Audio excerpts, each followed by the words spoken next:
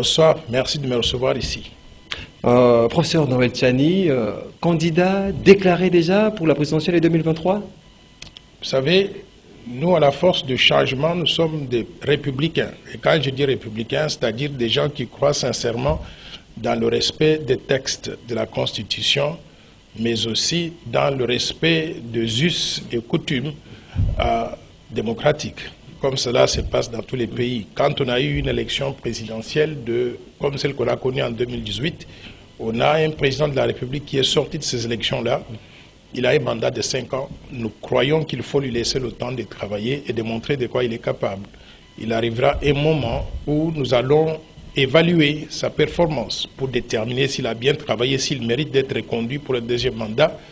Et si cela n'est pas le cas, on sera tout à fait justifié de se lancer dans le ring et d'essayer d'apporter des actions correctives pendant le quinquennat qui commencera en 2024. Alors, pour l'instant, nous ne sommes pas encore là. La force des changements ne s'est pas encore prononcée pour la présidentielle. Mais néanmoins, vous comptez rafler des postes législatifs nationaux et provinciaux. Et je dis bien que tous les postes seront mis sur la table. Président de la République, députés nationaux, sénateurs, tous ces postes-là seront sur la table. Mais pour l'instant, ce n'est pas encore le moment de se prononcer là-dessus. Avec le professeur Noël Tchani, nous allons passer au crible ou faire les décryptages de tous les différents sujets d'actualité en République démocratique du Congo. Ouvrons le bal, professeur Noël Tchani, avec la loi électorale sous examen au niveau de l'Assemblée nationale, portée par le groupe des 13, avec à sa tête Délice Sanga, une loi baptisée loi Lokondo. En fait, dans cette loi, la proposition que vous avez faite sur la congolité semble être supprimée. Quelle lecture faites-vous de cette loi sous examen déjà au niveau de l'Assemblée nationale en perspective des élections de 2023? D'abord, je voudrais apporter une correction. La loi que nous avons mise sur la table ne porte pas sur la congolité. La congolité, c'est un terme savant inventé par des ennemis de la République qui ont voulu mettre dans les têtes des Congolais l'idée qu'on fait la distinction entre Congolais et qu'il y a des Congolais qui seront exclus de la nationalité congolaise. Ils veulent invoquer les mauvais souvenirs de la Côte d'Ivoire, où il y a eu le principe de l'ivoirité, où certains Ivoiriens, représentant près de 26% de la population, ou 7 millions d'habitants, sur les 26 millions d'habitants de la Côte d'Ivoire, tous ceux qui sont originaires du Nord, on leur disait, vous n'êtes pas Ivoiriens. Nous n'avons pas ce problème-là en République démocratique du Congo. Nous disons, tous les Congolais sont des Congolais. Et d'ailleurs, notre loi est une proposition de loi, elle est beaucoup plus inclusive que beaucoup de personnes le pensent. Une loi... Parce que nous y ajoutons le principe de l'irrévocabilité de la nationalité congolaise. Ce que ça veut dire, c'est que tous les Congolais à qui on a retiré la nationalité congolaise et qui sont essentiellement dans la diaspora, tous ces Congolais-là, nous allons leur redonner la nationalité congolaise qui devient irrévocable. C'est-à-dire que quand vous êtes Congolais, vous naissez Congolais, vous grandissez Congolais, vous vivez Congolais, vous allez mourir Congolais et nous allons vous enterrer Congolais. Si vous allez à l'étranger, vous obtenez une nationalité étrangère, ce que nous appelons des papiers ou des nationalités de convenance pour être à mesure de vivre et de travailler dans les pays étrangers. Nous saluons cela, sauf que quand vous revenez au Congo, nous vous reconnaissons toujours comme étant l'un de nôtres, vous êtes toujours Congolais. Par conséquent, l'idée de congolité, c'est une mauvaise idée, c'est un mauvais concept. Donc ce n'est pas une proposition de loi qui est discriminatoire? Pas du tout, bien au contraire, comme je viens de le démontrer tout à l'heure. Les avantages même. Elle est très inclusive. Pourquoi? Parce qu'en adoptant notre proposition de loi, on aura 10 millions de Congolais qui ont perdu la nationalité congolaise, qui vont recouvrir la nationalité congolaise. Alors, est-ce que nous sommes inclusifs en redonnant la nationalité à 10 millions de personnes ou pas? Nous sommes très inclusifs. Il ne faut pas que certains individus qui sont dans des situations particulières et qui ne peuvent pas justifier leur appartenance à la République démocratique du Congo essayent d'entraîner tout le monde dans des mensonges. Nous disons, tous ceux qui sont de père ou de mère congolais sont des Congolais. Pendant toute leur vie, ils ne peuvent pas perdre la nationalité congolaise. mais ne peuvent accéder aux fonctions de souveraineté qui sont très sensibles que des Congolais nés de père et de mère congolais d'origine, pour la simple raison que nous voulons nous assurer de la loyauté à 100% à l'égard de la République démocratique du Congo. En vous entendre parler, votre proposition de loi vise principalement à la protection des postes de souveraineté de notre pays, notamment la présidence de la République. Aujourd'hui, avec cette loi qui est sous examen au niveau de l'Assemblée nationale, est-ce que vous avez cette lueur d'espoir que c'est que vous défendez jour et nuit la protection des postes de souveraineté sera prise en compte? Ce sera pris en compte. Et je vais vous dire une chose. Cette proposition de loi deviendra loi et elle va être en vigueur dans ce pays pendant que nous sommes tous vivants. Et je vais vous dire ce qui se passe actuellement. Il faut l'espérer en 2028 ou en 2023. Avant 2023, j'arrive. Ce qu'il y a, c'est que pour intégrer la proposition de loi dans l'arsenal juridique congolais, il faut qu'on modifie la loi électorale en insérant dans les articles qui parlent des conditions d'éligibilité à la présidence de la République l'exigence d'être né de père et de mère congolais. Or, pour le faire, il faut que la loi électorale soit conforme à la Constitution. La Constitution, dans sa forme actuelle, n'a pas cette disposition. Il faut donc modifier deux articles de la Constitution. L'article 10 de la Constitution, qui dit que la nationalité congolaise est une exclusive, on va dire qu'elle est irrévocable. Donc, on ouvre la loi à la double nationalité. Maintenant, l'article 72 de la Constitution, qui dit que pour être candidat à la présidence de la République, il faut être congolais d'origine. Nous allons ajouter virgule, né de père et de mère congolais. Donc, on doit modifier la loi électorale et on doit modifier la Constitution. Mais ce n'est pas à l'ordre du jour. Simultanément, j'arrive, laissez-moi terminer mon idée. Simultanément, donc les deux textes doivent être conformes. Or, pour modifier la Constitution, même dans un seul article ou dans deux articles comme nous le proposons, il ne faut pas que le pays soit pendant la période d'état d'urgence ou d'état de siège. C'est ça qui bloque. Ce n'est pas un individu quelconque qui a été corrompu. Non, ce n'est pas le groupe de G13 qui bloque. Du tout, ils ne vous disent pas la vérité. Ce n'est pas du tout un individu qui a été corrompu. C'est la circonstance, les contextes actuels avec l'état de siège. Le contexte actuel, c'est parce que le pays se trouve pendant l'état de siège. À la minute que l'état de siège est levé, nous allons retourner à l'Assemblée nationale. On va remettre la modification constitutionnelle sur la table pour qu'on puisse modifier la Constitution. Et on va à la même minute aussi simultanément modifier la loi électorale. Et les deux vont inclure donc les éléments dont je viens de parler, l'irrévocabilité de la nationalité congolaise, mais également la question d'être né de père et de mère pour être éligible à occuper les fonctions de souveraineté parmi lesquelles le poste de président de la République. Mais il est important aussi que je dise aux compatriotes quels sont les postes de souveraineté dont il est question. Parce qu'il faut que les gens comprennent ce que nous essayons de faire. Les postes de souveraineté sont les suivants. 1.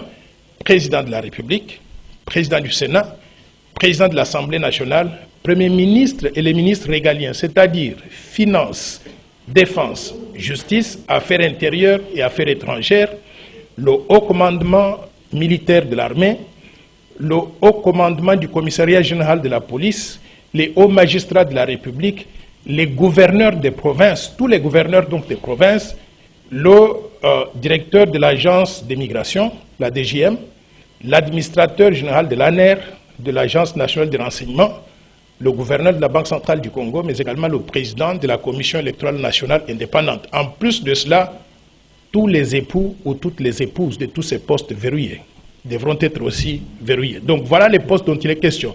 Quand vous faites le total, donc, on parle d'une centaine de postes, 100 postes au maximum. Nous sommes 107 millions de Congolais. C'est-à-dire que si on a verrouillé 100 postes sur 107 millions de postes potentiels, même si on doit créer des emplois même pour les enfants, 107 millions, est-ce qu'on a exclu des gens pour des raisons de discrimination? Pas du tout. Allez dans d'autres pays comme en Zambie. En Zambie, ils ont dit que pour être candidat à la présidence, il faut être zambien et avoir les deux parents qui sont zambiens d'origine. Est-ce qu'il y a eu, professeur Noël Tchani, est-ce qu'il y a eu déjà une enquête au préalable qui vous fait dire que ces postes de souveraineté aujourd'hui dans notre pays est parfois occupés par les étrangers? Mais bien sûr qu'on connaît qu'il y a eu des étrangers ou qu'il y a des étrangers qui occupent ces postes-là. Allez dans l'armée, vous allez voir, notre armée est infiltrée. C'est pour cela que la guerre à l'Est ne peut pas terminer. Quand nous allons verrouiller ça, vous n'allez plus avoir des gens, des officiers supérieurs de l'armée qui viennent des pays qu'on ne connaît pas et qu'on ne sait pas contrôler ça. Deux, on a connu des gens comme les Bisengimana, les Kengo Adondo, les Moïse Katumbi, tout ce monde-là, dont la loyauté à la RDC n'était pas du tout prouvée, et ils ont occupé des postes importants. Nous voulons maintenant nous assurer que tous ces Congolais-là, ils peuvent faire tout dans ce pays. Les Congolais de père et de mère. Ils peuvent faire tout dans ce pays qui est le leur aussi. Sauf qu'on doit limiter ce qu'eux, ils peuvent faire par rapport aux Congolais d'origine qui sont 100% Congolais de père et de mère, qui pourraient occuper en ce moment-là des postes de souveraineté que je viens donc d'énumérer. Je vous vois très confiant que votre proposition aura bien évidemment une fin favorable, mais lorsque vous avez épinglé même le fait que les blocages résideraient par l'état des sièges, la situation sécuritaire de notre pays qui est toujours volatile, pensez-vous que l'état des sièges sera un jour levé avant même 2023? Bien sûr que oui. Il y a beaucoup d'évolutions en ce qui concerne la situation sécuritaire à l'Est. Et je voudrais saluer tous ceux qui sont impliqués donc dans ce processus-là. La seule chose, c'est que nous apprenons tous les matins qu'il y a autant de compatriotes qui ont trouvé la mort, qui ont été massacrés par des éléments, des criminels incontrôlables. Il y a eu carnage à Djougou, à Djougou et consorts. Donc, ce que nous disons, moi personnellement, j'appelle à une réévaluation de l'état des sièges. C'est-à-dire que toutes les parties prenantes doivent se retrouver autour de la table, qu'on puisse avoir les éléments sur le terrain et qu'on fasse le bilan pour voir avant l'état des sièges quelle était la situation, quelle est la situation aujourd'hui et qu'est-ce qu'il faut pour qu'on ramène la paix, la sécurité totalement à l'est de la République comme sur l'ensemble du territoire national. Après cette réévaluation-là, nous allons déterminer comme des gens intelligents s'il faut continuer l'état des sièges et pendant combien de temps ou bien s'il faut y mettre fin. Donc, mais faisons cet exercice-là avec des éléments à l'appui plutôt que de sauter à des conclusions sans connaître réellement la situation sur le terrain. Monsieur Noël Tchani, vous avez un point de vue à émettre par rapport à ces débats de politique autour du consensus à dégager. Un consensus soit trouvé dans un cadre institutionnel, consensus dans un cadre extra-institutionnel. Quel est votre point de vue par rapport à cette guerre sur le consensus à trouver, à dégager autour de la loi électorale? Je pense qu'il est important que quand on est dans un pays, que tout le monde regarde dans la même direction. Quand on veut entreprendre une grande réforme comme celle de la loi électorale, il faut que toutes les parties prenantes regardent dans la même direction, aient les mêmes informations et aient un débat démocratique où ceux qui sont pour donnent des arguments, mais ceux qui sont contre aussi donnent les contre-arguments dans le même hémicycle, dans l'Assemblée nationale. C'est pour ça que nous avons l'Assemblée nationale.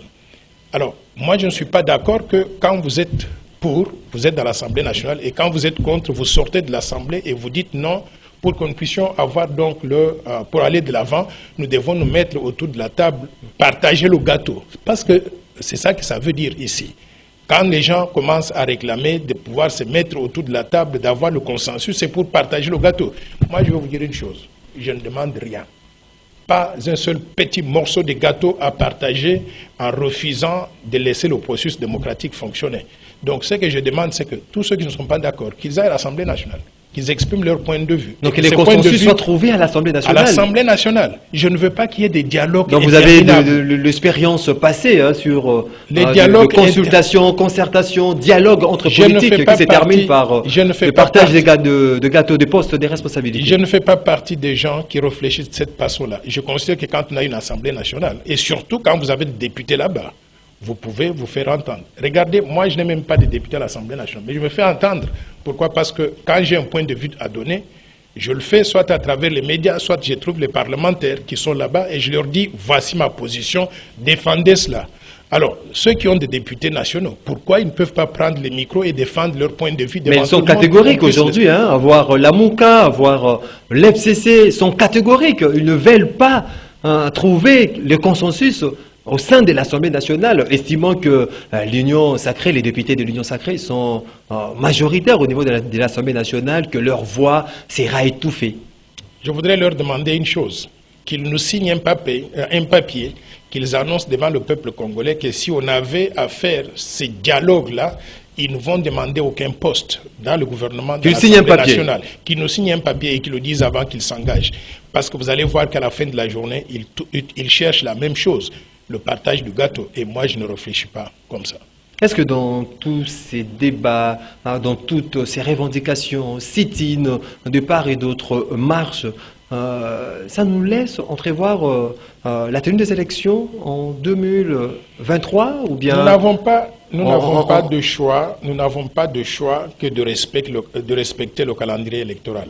La CENI, la Commission électorale nationale indépendante, elle est mise en place pour ça. Il faut lui donner des moyens, tant au niveau national qu'au niveau de la communauté internationale, pour lui permettre de faire son travail et de faire toutes les étapes préparatoires qui vont mener à l'organisation des élections au plus tard en octobre 2023. Donc, nous devons tenir à cela. Parce que si nous commençons à sortir encore de ce calendrier électoral pour entrer dans les histoires donc des glissements et consorts, c'est que ce pays est mal sorti, est mal parti. Nous n'allons jamais avoir des institutions stables. Pourquoi? Parce que à l'issue de chaque élection, il y a des gens qui vont refuser de reconnaître les élections et qui vont commencer à réclamer de partage le gâteau, toujours avec les histoires de trouvons des consensus. Parce que telle personne n'est pas satisfaite ou tel parti politique ne se retrouve pas, allons donc à la mangeoire. Moi, je ne suis pas d'accord. Je tiens à ce que les délais constitutionnels soient respectés. Et je vais d'ailleurs faire... Noël Tchani n'a jamais été invité à la mangeoire. Je n'ai jamais participé à la mangeoire et j'estime que ce n'est pas comme ça que le pays devait fonctionner. S'il y a des gens qui sont intègres... Noël Tchani ne réclame pas un poste. Je vais vous dire une chose, que je suis très bien comme je suis là. Le poste que j'ai réclamé, c'est celui d'être président de la République.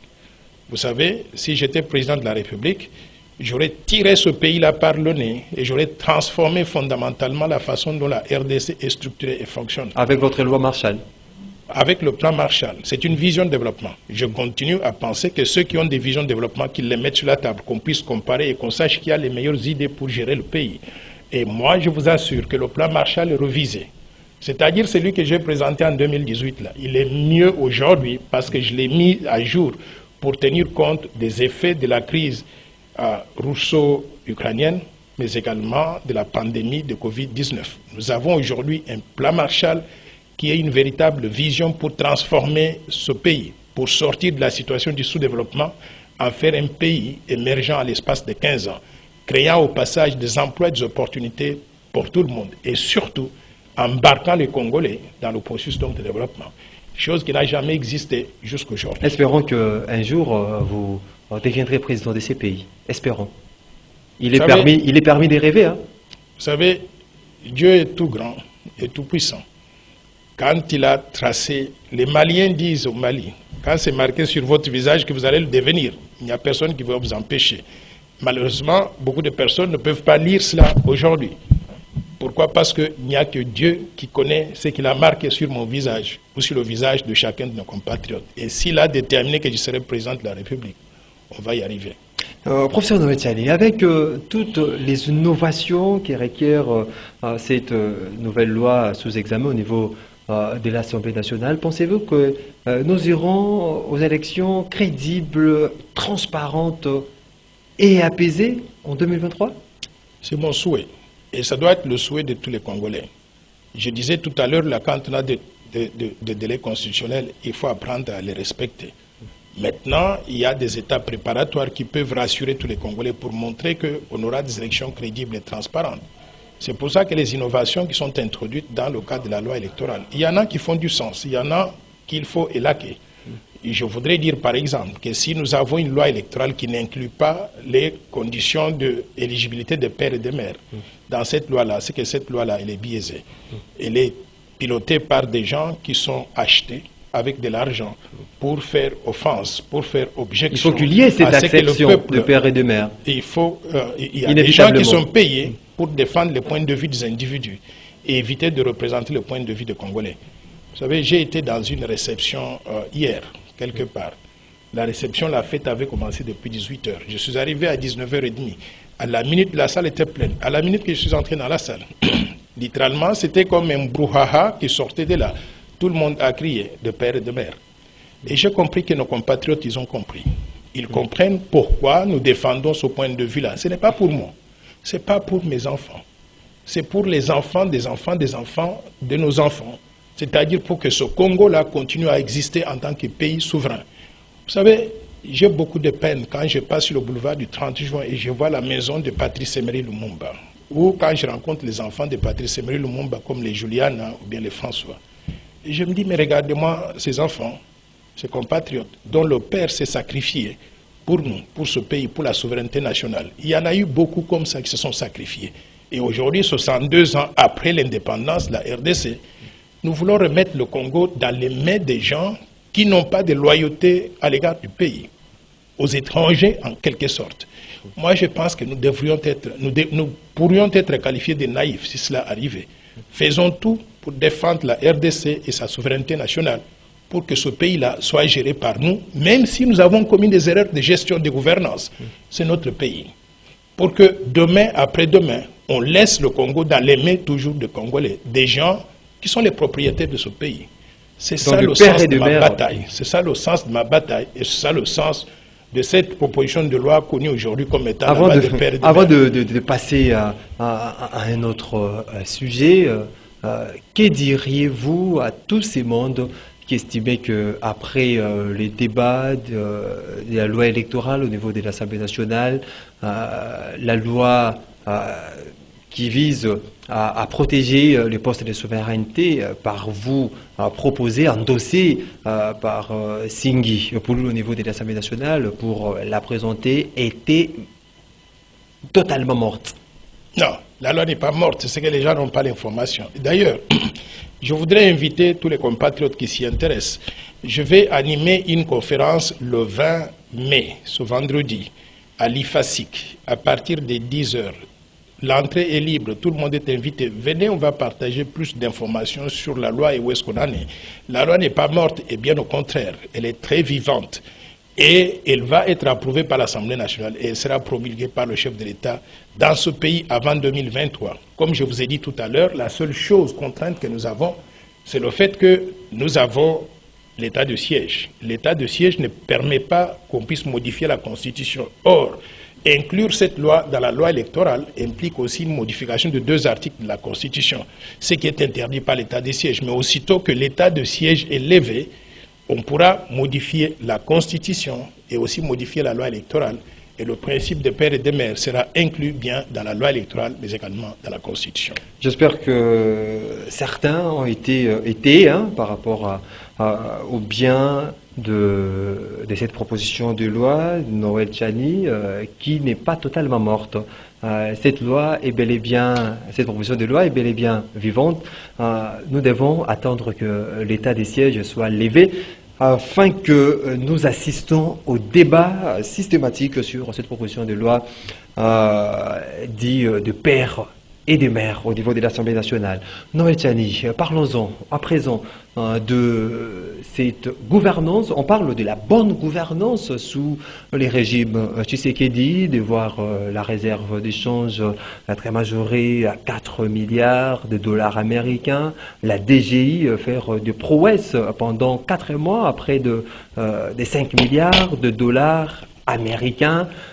Historiquement, c'est quelque chose d'historique, même événement pour la République démocratique du Congo. Est-ce qu'on peut parler de la bonne gouvernance au moment où d'autres sons des cloches parlent d'une mauvaise gestion, d'une mauvaise gouvernance en République démocratique du Congo?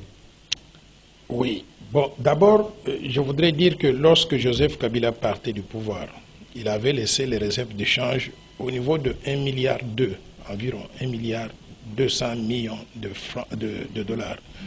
Et si on parle de 1,2 milliard de dollars de réserves d'échange, et on est aujourd'hui autour de 3,8 milliards de dollars de réserves d'échange, et c'est qu'il y a une certaine évolution positive qu'il faut saluer, qu'il faut reconnaître. Maintenant, est-ce qu'on est sorti de l'auberge? Est-ce que c'est ça la bonne gouvernance? Moi, je dirais que nous devons peut-être prendre notre mal en patience. nous avons encore beaucoup de choses à faire pour qu'on puisse parler de la bonne gouvernance dans notre pays. Je voudrais vous donner deux ou trois exemples. Des signaux de cette bonne gouvernance? Je voudrais vous donner deux ou trois exemples pour expliquer. Déjà, les 3,8 milliards de dollars de réserves d'échange proviennent d'où? Elles proviennent, des contributions des bailleurs de fonds. C'est-à-dire l'argent de l'extérieur que nous, on n'a pas produit, on nous l'a donné sous forme de dons ou de prêts et c'est allé dans des réserves d'échange. Je ne devrais pas souhaiter que nous puissions nous taper sur les épaules pour ça parce que ça ne viendra pas tous les jours. Deuxième élément, il y a les effets du code minier qui prévoyait qu'à partir de telle année, les entreprises minières allaient payer autant qui allaient entrer dans les caisses de l'État. Donc il faut saluer les efforts d'aujourd'hui, mais il faut aussi saluer ceux qui avaient mis en place le code minier qui prévoyait ces entrées financières-là. Mais au-delà de cela, je souhaiterais que nous puissions relativiser les choses. Pourquoi? Parce que les réserves d'échange, ce n'est pas le signe de succès d'un pays.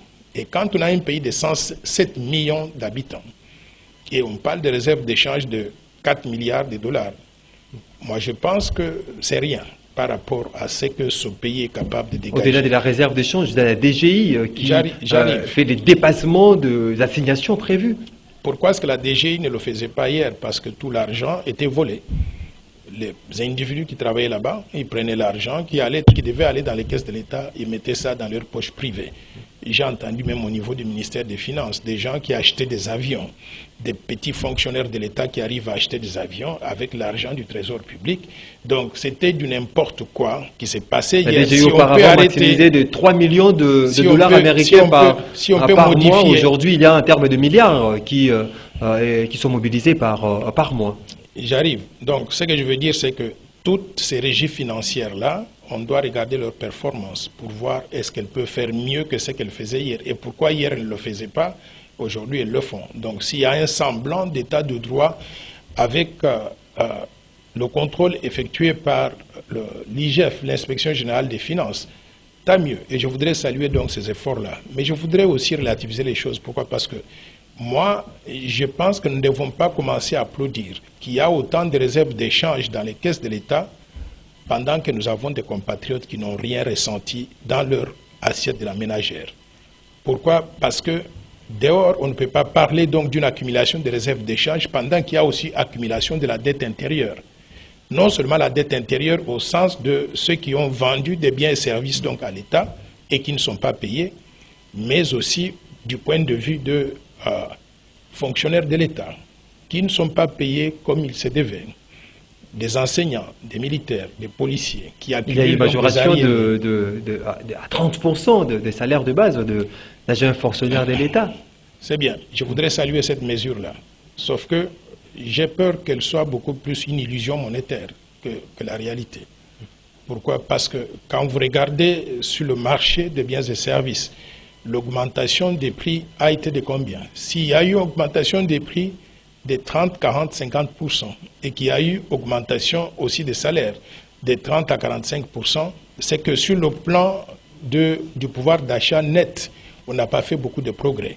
Je souhaiterais qu'on sorte donc de ce que j'appelle la démagogie pour arriver à donner au peuple congolais un véritable pouvoir d'achat. Et moi, je considère que nous n'avons pas résolu le problème du pouvoir d'achat des Congolais tant qu'on n'a pas introduit en République démocratique du Congo ce que j'appelle le système de salaire minimum garanti, c'est-à-dire un salaire qui, quand il est payé aux travailleurs, aux fonctionnaires de l'État, il leur garantit de payer le loyer comme il faut, de payer le transport, d'acheter à manger, de payer les soins de santé et d'envoyer les enfants à l'école donc de façon confortable.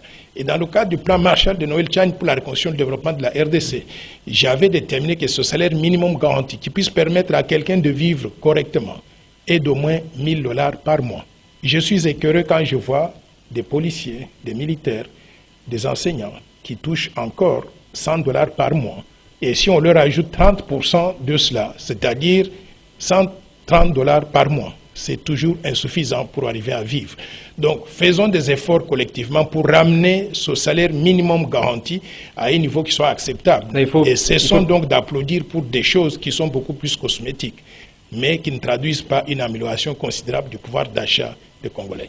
Mais qu'est-ce que fait que le fait qu'il y a majoration les dépassements des assignations prévues par la DGI, réserve d'échange, augmentation de la réserve d'échange, mais cela n'est pas ressenti auprès de la population. C'est ce que je venais de dire tout à l'heure là.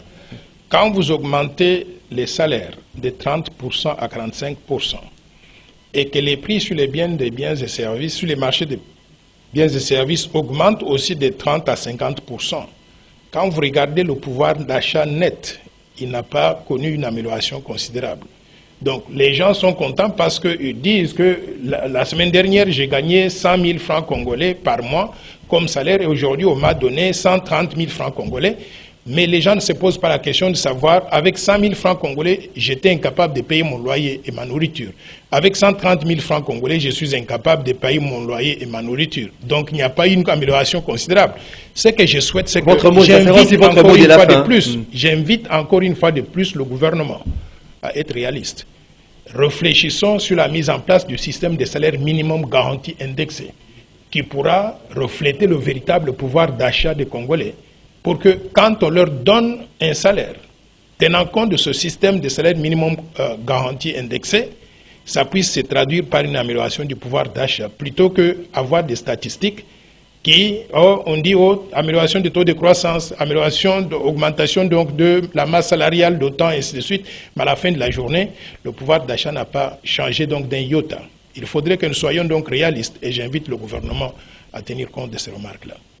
Mesdames et messieurs, c'est par ici que nous mettons un final à votre mission, qu'on a eu le plaisir de recevoir pour vous ces jours le professeur Noël Tchani Mondiavita, qui est président national de la force du changement, auquel j'ai dit merci pour le temps disposé. Merci de m'avoir invité dans cette émission. Et je voudrais dire que ceux qui veulent participer à nos activités, ou même nous aider financièrement, ils peuvent contacter ces numéros de téléphone et M-Pesa. Orange, c'est 085 210 22 22 et M-Pesa, c'est 082 00 00 988. Envoyez vos contributions financières, ça nous aidera à faire beaucoup plus d'activités pour amener la force du changement au niveau national, pour que nous puissions jouer un rôle beaucoup plus important et mettre en œuvre le plan Marshall que nous avons conçu pour le développement de la RDC. Je vous remercie.